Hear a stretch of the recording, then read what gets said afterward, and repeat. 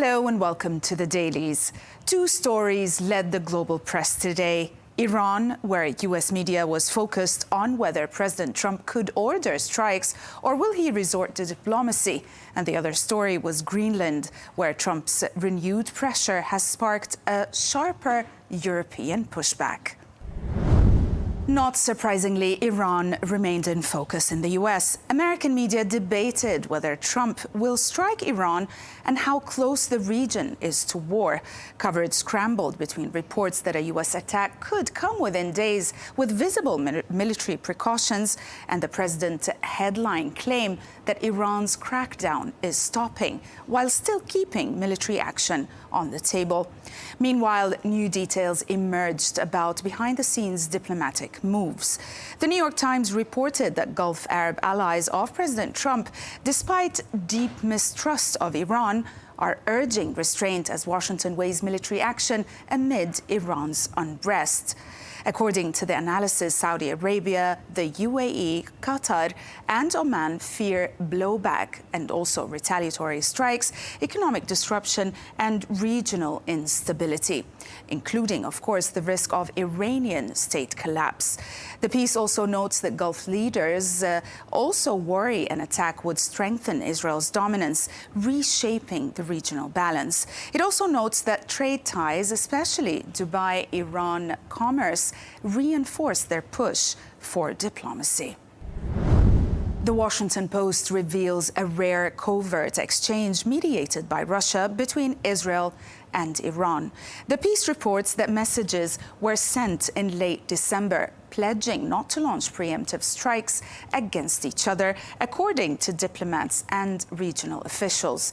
Apparently, the back channel was meant to keep tensions from spiraling as Israel prepared potential military operations against Hezbollah and as Iran also faced escalating internal unrest.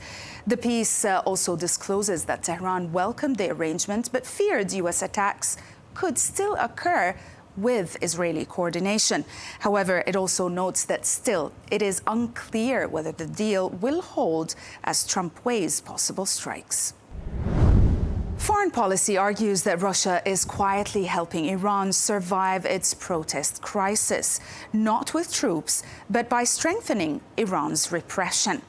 The analysis says that Moscow supplies weapons, armored vehicles, and helicopters used for crowd control and escalation, while also sharing security tactics shaped by Russia's own experience crushing dissent. More crucially, Russia is boosting Iran's digital crackdown, using internet control tools that let the government stay connected while protesters are effectively cut off. The piece says Russia also shields Iran diplomatically at the UN, framing unrest as foreign interference while staying below the threshold of direct intervention. Greenland was another big story, and its coverage has certainly surged dramatically in the last day, far more than in the previous few days, driven by Trump's escalated threats and Europe's pushback. The Economist reported that Europe is scrambling to protect Greenland as Trump revives threats to put the island in the hands of the United States. The report says that European leaders see three strategies: deflate Trump's stated security concerns by offering more NATO Arctic surveillance and cooperation under the existing 1951 defense agreement. And then the second option is to deter by raising the cost of any grab, including troop rotations in Greenland and potential EU trade or tech retaliation.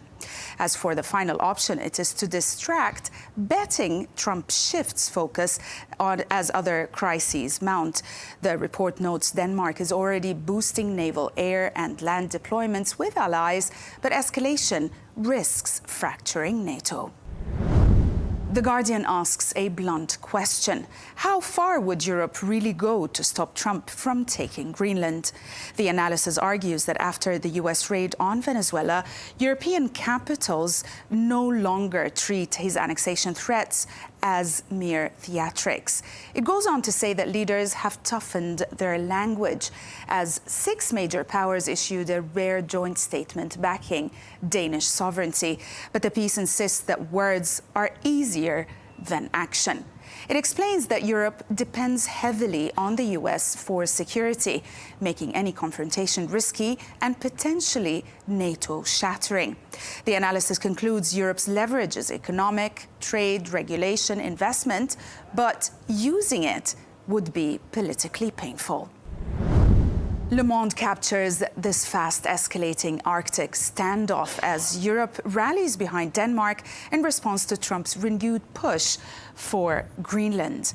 The article highlights Denmark's immediate decision to expand military deployments around the island, quickly followed by France, Germany and Sweden, joining a joint exercise meant to signal unity and also readiness.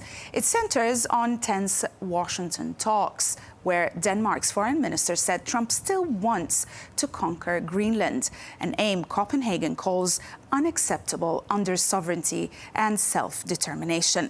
Trump's slightly softer tone afterward does not, as it seems, or does little to calm fears. In the US, other big stories took center stage, like the White House narrowly crushing a GOP revolt over Trump's Venezuela operation. The Wall Street Journal explains that the narrow win only came after GOP promised skeptical Republicans there would be no US ground troops or military occupation. The report recounts how the Senate voted 51-50 to block a war powers resolution that would have limited Trump's authority, with Vice President J.D. Vance breaking the tie. Key defectors flipped back to Trump after written and also verbal assurances from Secretary of State Marco Rubio, including a pledge to seek congressional approval before any major escalation.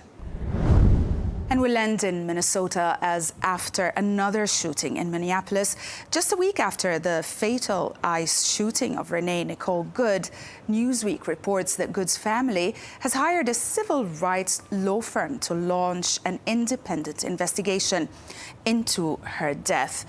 The piece notes that the family's attorney is indeed Antonio Romanucci, the same attorney who helped present George Floyd's relatives in that case.